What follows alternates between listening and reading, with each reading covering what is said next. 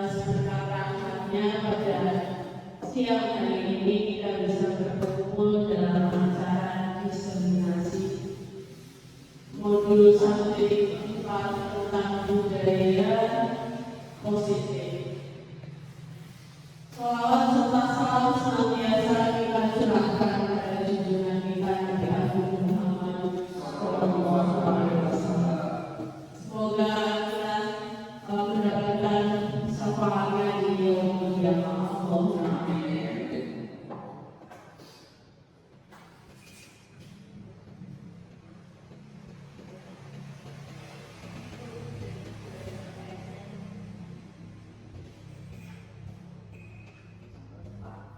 Kebetulan saya sudah punya channel, tapi tidak saya share.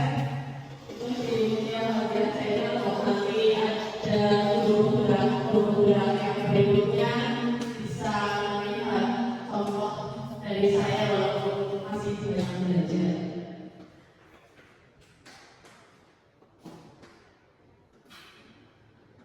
Materinya hari ini adalah diseminasi modul 1.4 tentang budaya positif. Sebelum menuju materi budaya positif, saya akan sedikit mengingatkan tentang dasar pendidikan menurut Ki Hajar Dewantoro, yaitu menuntun. Maksud pendidikan menuntun adalah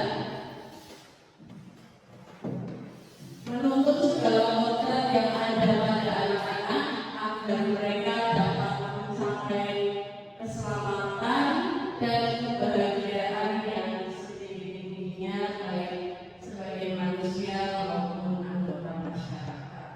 Saya yakin Bapak Ibu sudah pernah mendengar di beberapa kegiatan sebelumnya kita di sini sharing-sharing Bapak Ibu untuk menuntutnya dengan tujuan untuk mencapai keselamatan dan kebahagiaan. Itu titik materi yang kita tuju, yaitu mencapai keselamatan dan kebahagiaan. Jadi usahakan anak-anak kita bisa selamat dan bahagia baik di dunia maupun di akhirat.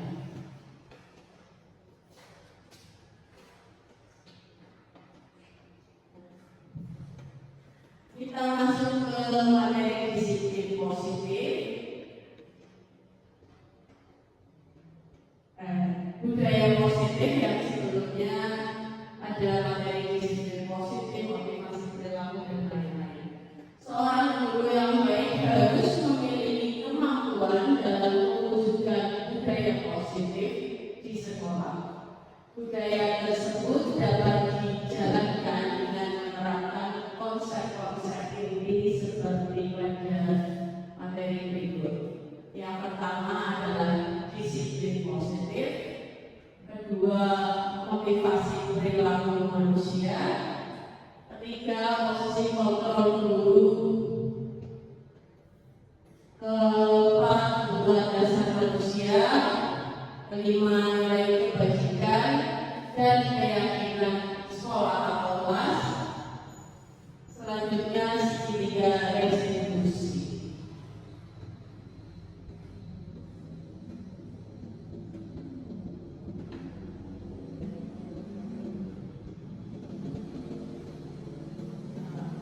Ada yang tahu makna disiplin, Bapak Ibu?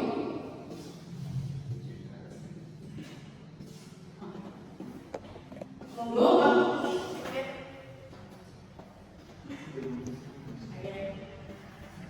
Bisa kita baca di layar. Makna kata disiplin ini dari bahasa Latin yaitu disiplina, yang artinya belajar. Jadi disiplin ternyata belajar, padahal mungkin pengenalan kita selama ini disiplin itu mengikuti aturan, tapi pada arti yang sebenarnya disiplina berasal dari bahasa Latin disiplina, yang artinya adalah belajar. Jadi seorang murid atau pengikut seseorang harus paham betul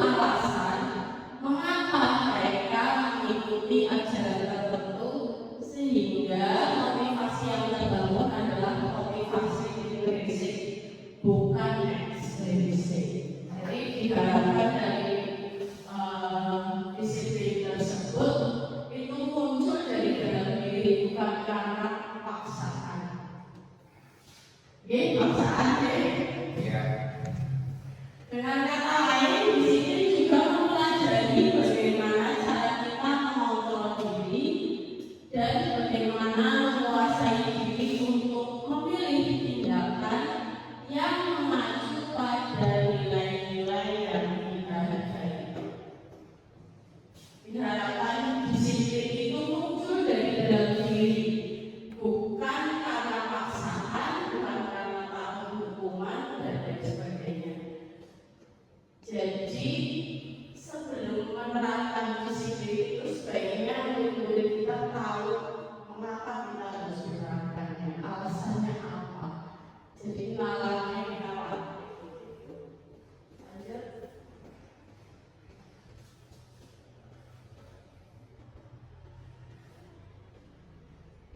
Jangan terlalu tegang Bapak Ibu.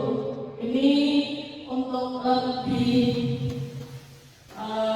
memperjelas lagi arti disiplin positif.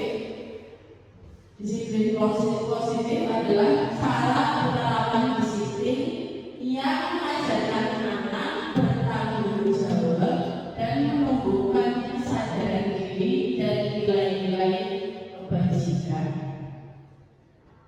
Dapat membuat murid memahami dan menyadari berdasarkan motivasi internal, bukan paksaan, ujian atau hukuman.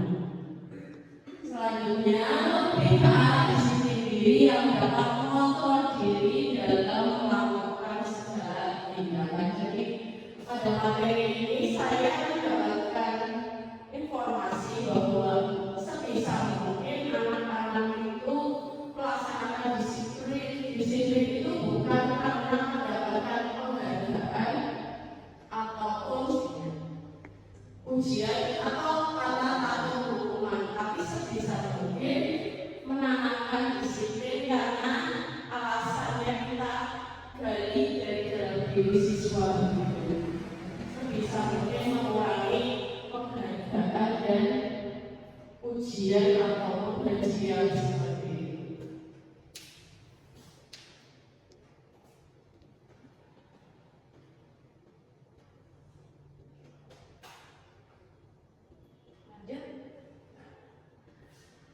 Ada tidak motivasi perilaku manusia, saya yakin bukan dari siswa saja, tetapi kita sebagai manusia pun sebagai orang tua juga pasti punya motivasi. Yang pertama adalah untuk menghindari ketidaknyamanan atau hukuman. Motivasi pertama kita melakukan sesuatu biasanya karena menghindari ketidaknyamanan atau hukuman. Yang kedua, untuk mendapatkan imbalan atau penghargaan dari orang lain, biar dipuji, biar dapat hadiah dan lainnya. Yang selanjutnya, yang motivasi yang ketiga adalah menjadi orang yang mereka inginkan dan menghargai nilai diri sendiri dengan nilai-nilai yang mereka percaya. Ini yang kita cari, dimotivasi yang ketiga untuk menjadi orang yang mereka inginkan dan menghargai nilai diri sendiri dengan nilai-nilai yang mereka percaya. Jadi disiplinnya untuk diri sendiri begitu. Ini yang kita harapkan, bukan karena takut sama guru, bukan karena takut dihukum, bukan karena takut tidak mendapatkan hadiah dan lainnya, tapi kita berusaha melaksanakan disiplin dengan membangun kesadaran mereka bahwa disiplin itu untuk mereka sendiri.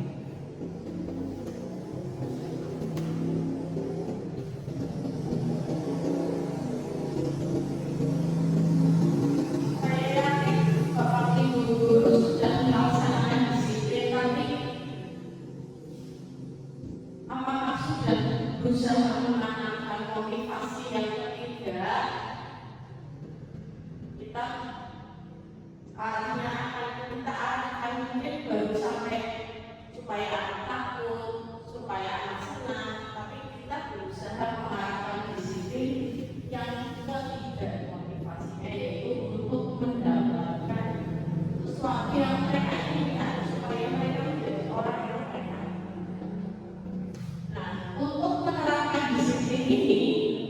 ada 5 posisi kontrol guru. Ada 5 posisi kontrol guru menurut Diane dosen. Yang pertama adalah ini yang biasa kita lakukan di salah satu atau tidak, yaitu sebagai penghukum. Ya, kita kadang-kadang anak tidak melaksanakan tugas diancam hukum supaya anak takut. Ini senjata paling utama, paling ampuh dan paling cepat biasanya. Yang kedua adalah membuat rasa bersalah. Jadi kita membuat anak itu rasa bersalah dengan apa yang dia lakukan. Ini kadang-kadang juga biasa kita lakukan. Yang ketiga adalah sebagai teman. Kita mengajak dia berdiskusi untuk sharing, tapi kita menempatkan diri kita hanya sebagai seorang teman. Posisi kita hanya staff. Yang keempat adalah memantau. Kita mengecek kesehariannya apakah ada perubahan seperti itu. Itu sebagai pemantau. Dan yang kelima ini adalah posisi kontrol yang paling diharapkan dari pelaksanaan disiplin positif, yaitu posisi kontrol sebagai manajer. Ini yang diharapkan dari posisi kontrol disiplin positif ini. Pada posisi kontrol yang sebagai manajer, fokus pada murid bukan untuk memenuhi keinginan orang tua atau guru. Guru harus berusaha menggali motivasi intrinsik yang ada pada anak, sehingga terciptanya lingkungan positif yang aman, nyaman, positif yang aman dan nyaman. Kita tulis dua kali. Jadi kita berusaha menggali, kita diskusi dengan anak. Misalnya melakukan kesalahan. Kamu tahu tidak kamu berbuat salah? Kita diskusi dulu, kita langsung. Kamu itu berbuat salah. Besok kamu nggak boleh seperti ini. Nah, itu kan yang biasa kita lakukan. Yang saya lakukan. Mungkin Bapak Ibu sudah menerapkan sebagai manajer sebelumnya. Kalau saya melihat dari diri saya baru di penghukum dan membuat rasa bersalah. Dan dengan materi ini saya jadi belajar bahwa kita harus mencoba berdiskusi dengan anak, mencoba mencari apakah dia melakukan kesalahan, terus bombongi dulu. Nanti ada materi sini garis diskusi itu anak berbuat salah, apakah kita langsung menghukum atau bagaimana? Itu ada tahapan seperti bombongi dulu, biar anak itu merasa tenang dulu, baru langkah ke langkah berikutnya. Nah, ini proses kita menggali motivasi intrinsik ini berada pada posisi kita sebagai manajer. Lanjut.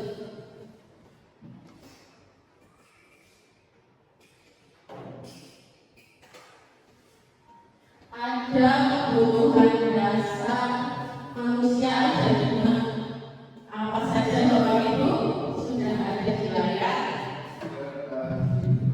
Bertahan hidup. Iya, kalau disingkat beda, tapi bertahan hidup. Terus apa lagi? Kasih sayang dan rasa diterima. Ketiga, kebebasan. Keempat, penguasaan. Kelima, kesenangan. Sedikit saya berusaha membahas dari 5 kebutuhan dasar manusia ini. Perlu Bapak Ibu ketahui, mungkin sudah tahu juga, saya hanya garis bawahi bahwa ketika ada anak yang mempunyai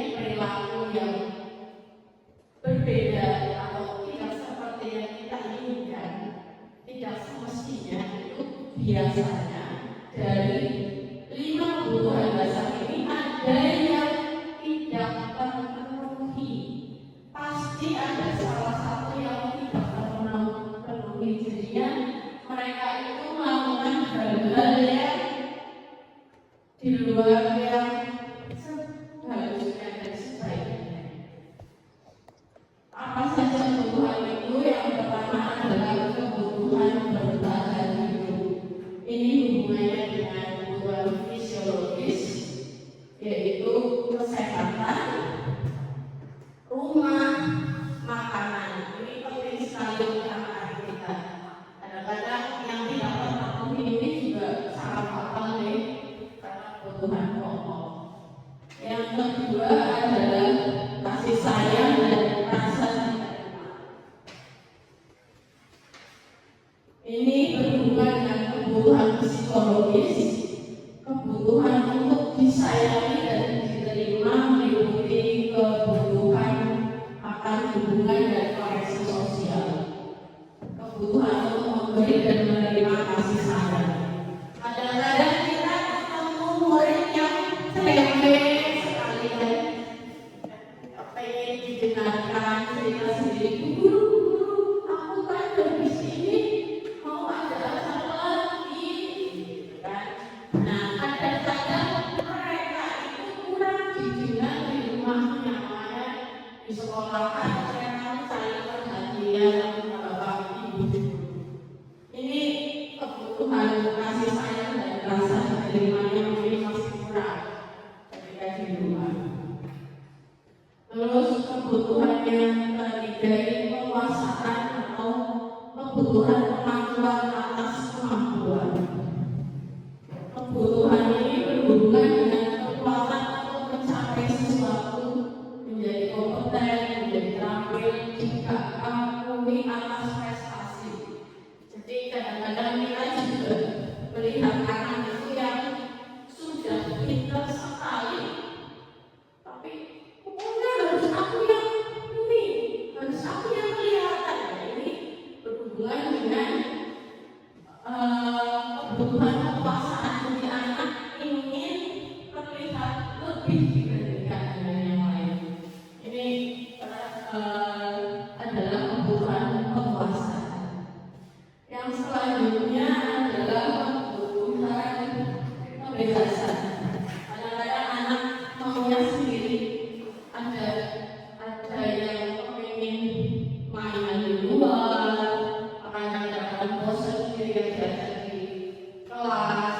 Itu kesenangannya, kebebasannya sendiri-sendiri. Tapi kita harus mencoba mempelajari. Terus kesenangan, ada anak yang belajarnya itu mungkin senang sekali belajar matematika, ada yang sama sekali tidak suka. Nah, ini masing-masing anak punya kesenangannya sendiri-sendiri. Mungkin seperti anak saya di rumah itu tiap hari dikandang kambing dari pagi sampai sore karena itulah kesenangannya. Ini kita harus bisa memahami bahwa masing-masing anak punya kesenangan sendiri-sendiri. Lanjut.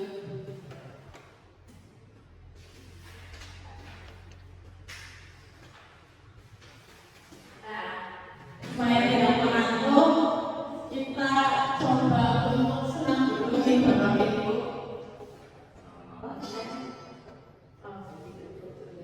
Oh, berdiri.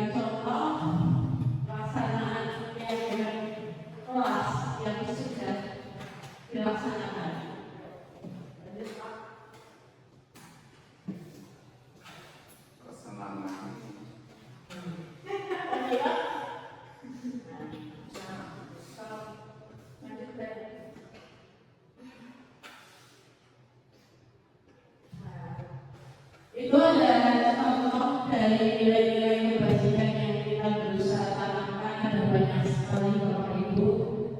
Virtuous, ya tahu penyampaiannya adalah salah makanya.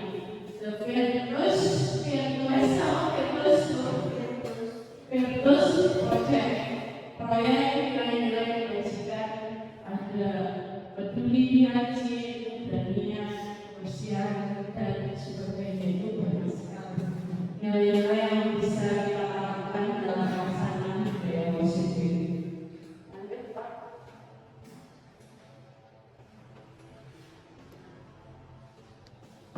Tahap-tahap dalam praktik yang jelas adalah yang pertama adalah kita berusaha menggali peraturan-peraturan yang perlu disepakati di kelas.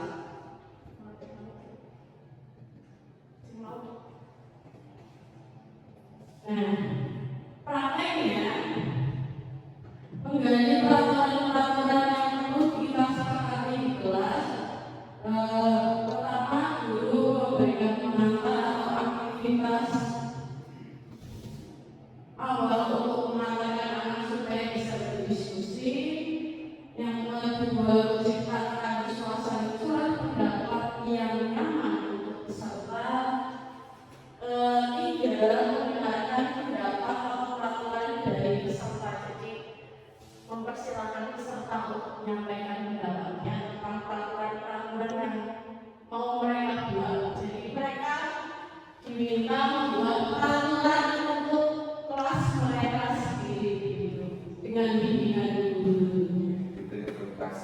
Oke. Misalnya contoh, Bu Guru, nggak boleh makan di kelas. Kita tulis, tidak boleh makan di kelas. Bu Guru, tidak boleh buang sampah sembarangan. Oh iya, kita tulis. Jadi mereka dilibatkan dalam proses pembuatan keyakinan kelas, bukan peraturan sekolah kelas atau sekolah dibuatkan untuk guru dan oleh guru untuk dibaca oleh murid, tapi mereka dilibatkan dalam proses pembuatan peraturan di kelas. Terus mendokumentasikan peraturan yang dimunculkan oleh peserta pada kertas plano. Mungkin tidak di kertas plano, kalau di kelas bisa ditulis di papan tulis, dituliskan begitu. Terus mengulas kembali hasil peraturan yang sudah pernah muncul dalam diskusi tadi. Tahap yang kedua adalah mengubah peraturan-peraturan yang sudah dibuat menjadi kalimat yang positif. Misalnya tadi, tidak membuang sampah sembarangan. Kalimat positifnya mungkin menjaga kebersihan. Tidak datang terlambat ke kelas. Misalnya seperti itu. Kalimat positifnya datang tepat waktu, seperti itu. Terus hampir sama prosesnya, memberikan kesempatan bagi murid untuk membuat kalimat positifnya sendiri. Jadi siswa dipersilakan untuk menyampaikan kalimat positif dari peraturan yang sudah mereka buat. Jadi kita hanya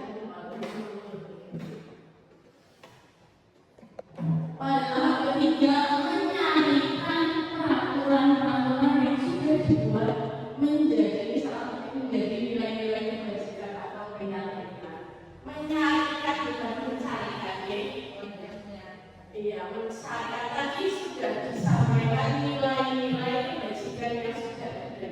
Misalnya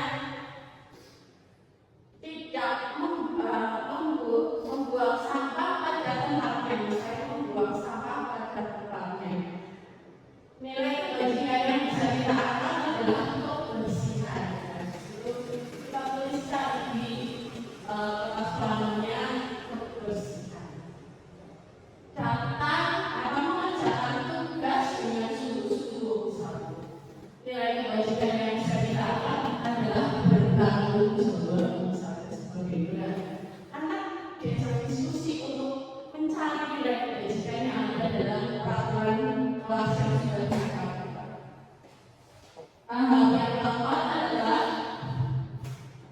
kegiatan pendalaman keyakinan kelas tampak seperti atau tidak seperti. Nanti anak disuruh berdiskusi. Ini kalau buang sampah di kelas boleh atau tidak? Tidak dulu, berarti yang tidak boleh ditulis. Jadi anak mesti tahu secara detail mana yang boleh dan tidak boleh. Yang kelima, kegiatan pendalaman keyakinan kelas, tugas saya, tugas kamu. Misalnya piket, tugas saya melaksanakan piket sesuai jadwal pada waktu jadwalnya. Tugasnya teman yang lain mengawasi pelaksanaan piket. Jadi semuanya saling terkait. Lanjut. Ini tahapan-tahapannya seperti tadi. Nah, praktek keyakinan kelas 1 misalnya tadi saya tanya, kalian ingin kelas ini mau seperti apa peraturannya? Saya apa di bawah kan? Apa tidak boleh makan di kelas? Tulis. Terus ininya musyawarah di kelas dengan pelaksanaan keyakinan. Lanjut.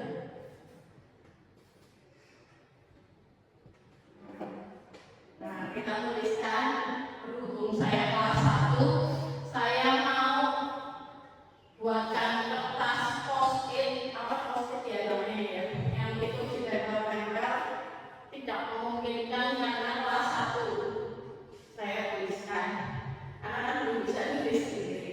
Nanti kalau di kelas 5, 6, 4, anak-anak bisa di sini saya buatkan keyakinan peraturan rancangan peraturan di kelas 5 misalnya. Anak dikasih kertas satu-satu. Kamu inginnya apa peraturan di kelas? Dikasih kertas, nanti suruh tempel.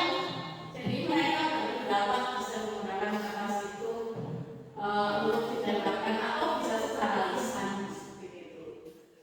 Karena di kelas 1 tidak memungkinkan untuk saya pegang kertas, jadi saya tulis masukan-masukan dari siswa. Lanjut.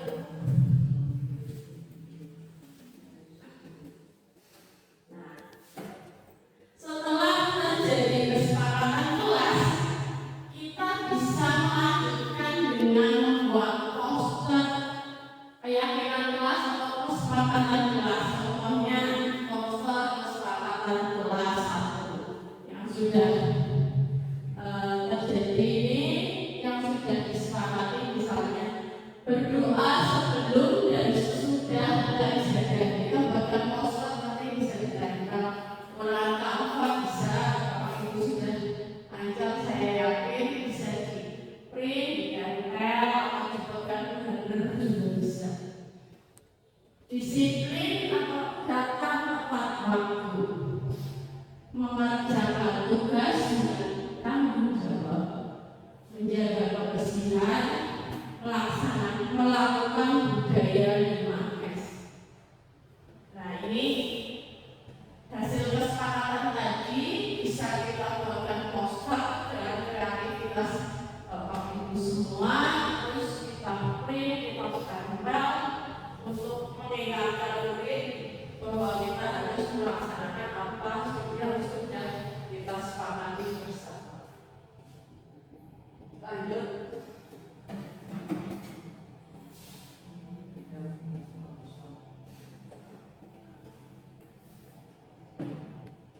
Nah, ini jujur hal yang baru, mungkin Bapak Ibu sudah pernah dengar atau belum ya? Ini buat saya, untuk saya hal yang baru yang saya pelajari dari calon guru, yaitu segitiga restitusi.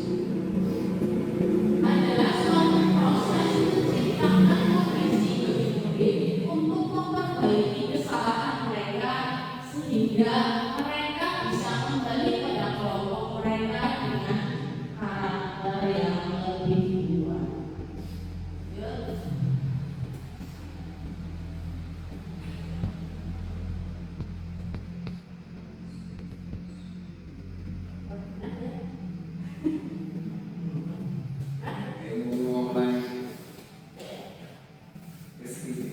Pada segitiga restitusi ada 3 tahap.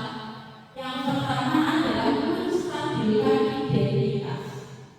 Jadi kata instruktur saya kemarin hasil dari elaborasi teman-teman, pelaksanaan ketiga tahap ini boleh secara acak kalau sudah profesional, tapi kalau masih baru diusahakan sesuai kebutuhan.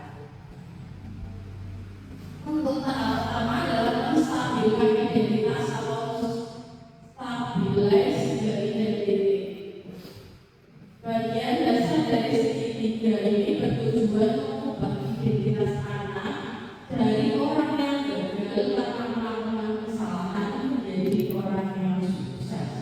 Kalau menurut saya bahasa Jawa itu bagus dan melakukan kesalahan, bukan berarti mendukung kesalahan itu, tapi merangkul dulu.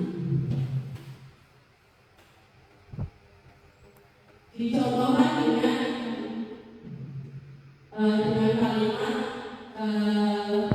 untuk anak, untuk meyakinkan si anak dengan menggunakan kalimat berikut. Berbuat salah itu tidak apa-apa,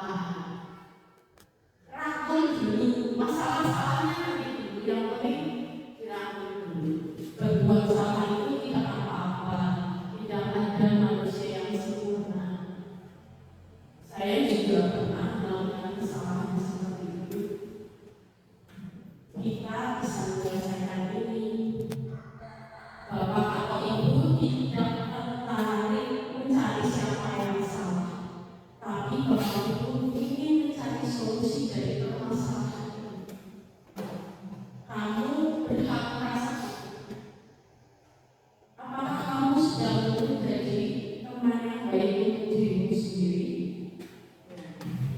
atau dengan kata-kata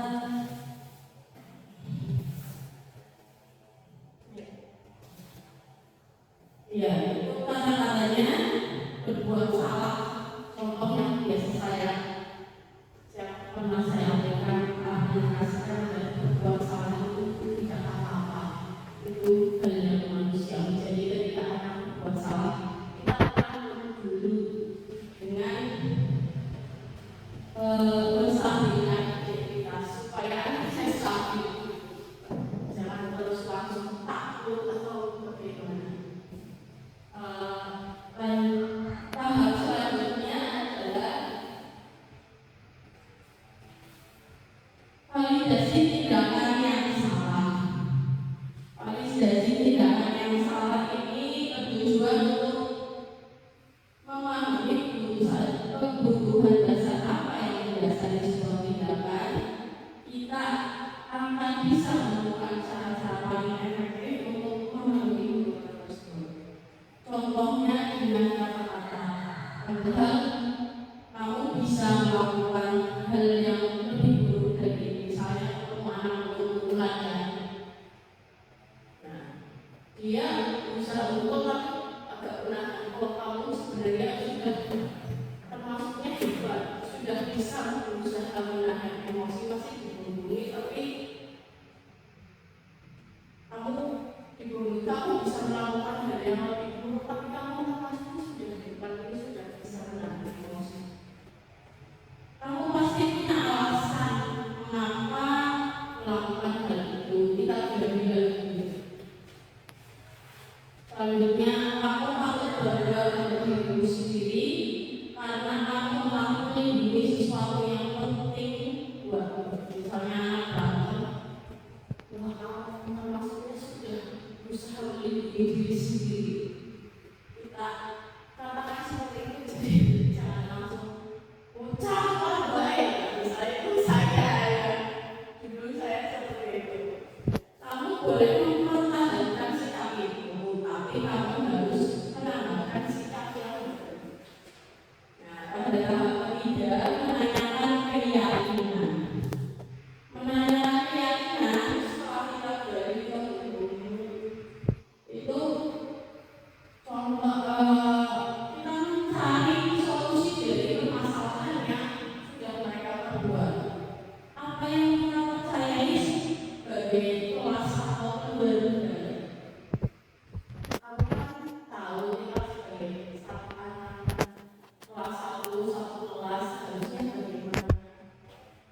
Saling menghormati guru misalnya, dan kita arahnya ke situ. Terus misalnya berbuat salah, kira-kira apa yang bisa kamu lakukan untuk memperbaiki? Kemarin contoh siswa kelas 1 dan Andra ini yang untuk saya lakukan dalam demonstrasi kontekstual, kebetulan sedang menangis, saya langsung rekam. Itu Andra itu berdebat dengan Adam dengan menyopek sampul buku bahasa Jawa. Nah, saya dudukkan, terus saya tanya-tanya, kenapa melakukan hal itu? Nah, kamu tahu kalau saya melakukan bahagia. Mereka mencoba menggali, jadi mencoba menerapkan sedikit restitusi itu. Kita sebagai guru di satu sisi mempunyai anak dulu supaya bisa mencari solusinya dan berusaha menahan emosi kita. Itu latihan dua arah gitu, untuk anak juga untuk diri kita sendiri. Ya.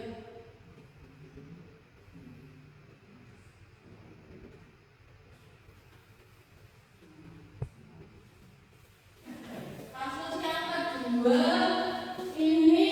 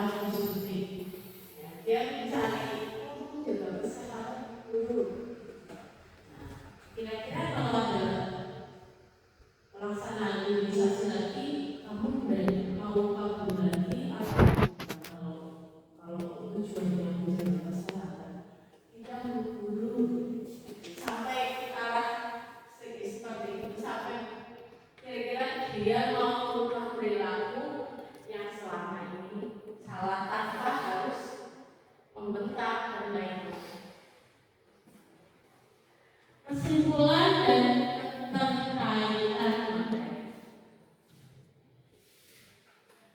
dari filosofi Ki Hajar Dewantara, kita belajar tentang tujuan pendidikan, yaitu menuntun anak untuk mencapai keselamatan dan kebahagiaan yang setinggi-tingginya untuk mewujudkan itu guru mahasiswa yang memiliki profil belajar Pancasila.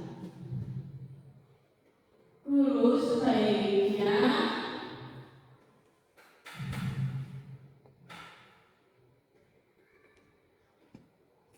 mengerti nilai-nilai dan peran guru penggerak untuk bisa mencapainya.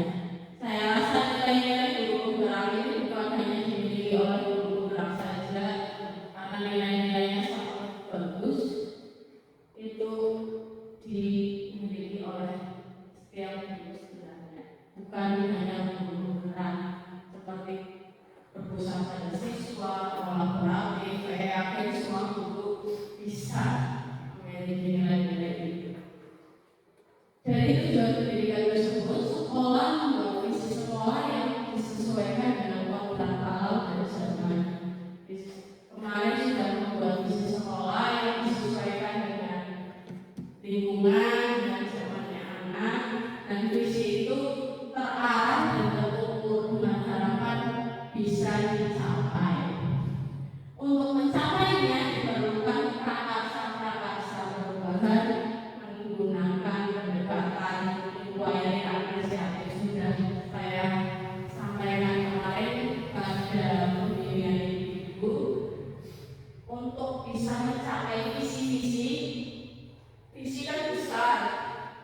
Nah, kita masing-masing guru mungkin punya prakarsa perubahan kegiatan yang mau kita lakukan. Ada yang mungkin kemarin saya kalian ada yang mau buat padi, ada yang menggunakan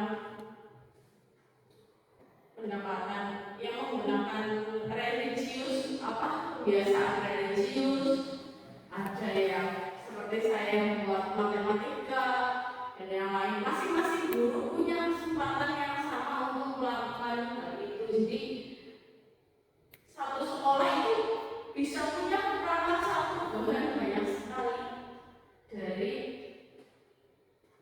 yang mengarahkan kita pada visi yang mau dituju. Nah, prakarsa perubahan ini dasarnya apa?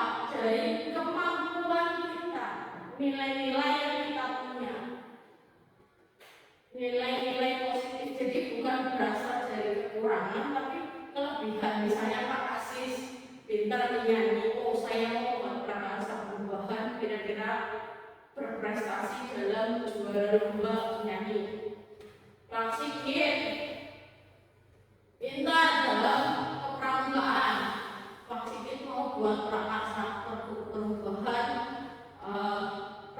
peningkatan prestasi misalnya dalam ekstrakurikuler kepramukaan.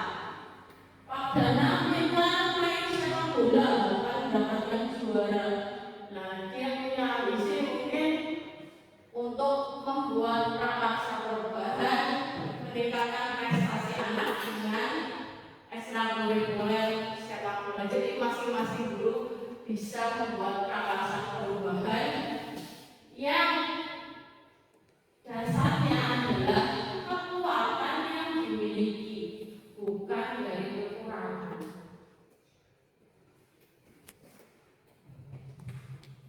Dan langkahnya seperti yang sudah saya sampaikan kemarin, menggunakan metode bekerja. Lanjut, sudah selesai.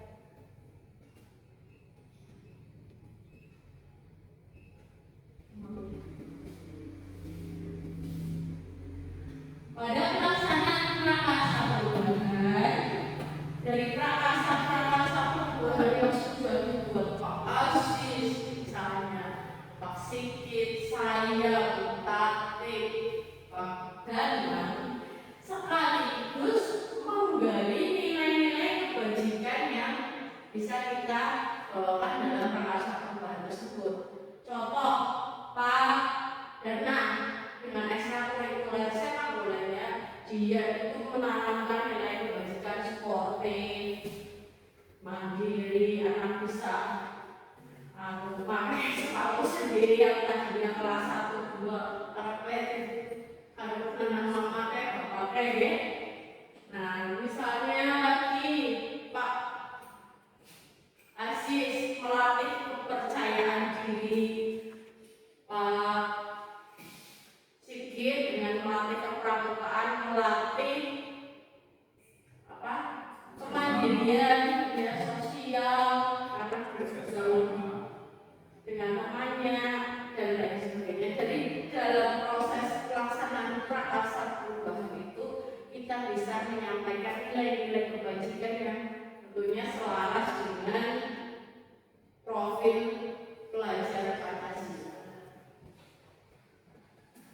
Dan diharapkan bisa memiliki disiplin dari dalam diri mereka. Untuk aksi nyata budaya positif ini sebenarnya saya mengambil dari yang sudah dilaksanakan di sekolah. Seperti budaya 5S, banyak fotonya Bu Andi yang sudah pelaksanaan dilanjut dari dalam satu sekolah saja. Satu, dari pelaksanaan diseminasi ini, apakah ada yang ditanyakan Bapak Ibu?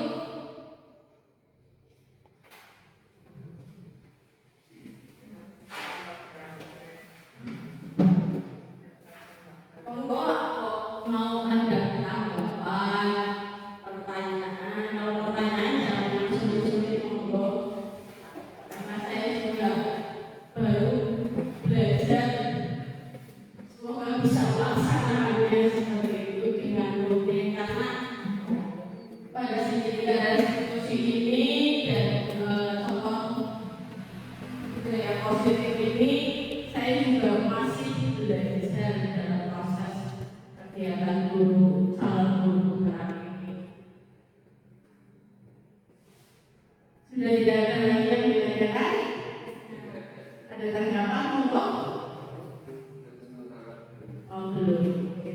Terima kasih atas waktu yang sudah disediakan.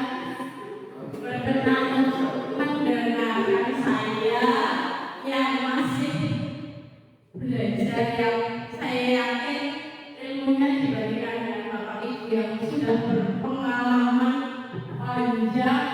Saya belum ada apa-apanya, tapi masih mau mendengarkan yang saya masih cilik ini. Saya mengucapkan terima kasih yang sebesar-besarnya apabila dalam penyampaian materi diseminasi ini saya banyak mengatakan kata-kata yang kurang berkenan di hati. Saya mohon maaf yang sebesar-besarnya. Wabillahi taufiq wal hidayah. Assalamualaikum warahmatullahi wabarakatuh. Waalaikumsalam.